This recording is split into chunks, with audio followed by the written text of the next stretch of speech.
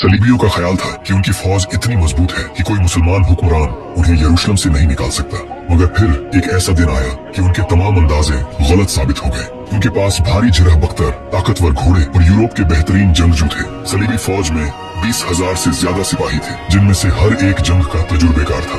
लेकिन जब 1187 में सलाहुद्दीन ने हत्तईन की तरफ मार्च किया तो सलीबियों का मंसूबा था कि वो खुले मैदान में मुसलमानों को शिकस्त देंगे। उनका ख्याल था कि उनकी भारी जिरह और मुनज्जम फौज मुसलमानों पर भारी पड़ेगी। ताहम सलाहुद्दीन अय्यूबी ने एक शानदार हिकमत अमली इस्तेमाल की। उन्होंने सलीबी फौज को पानी के जराए साधनों से दूर गर्म और खुश्क मैदान में लड़ने पर मजबूर किया।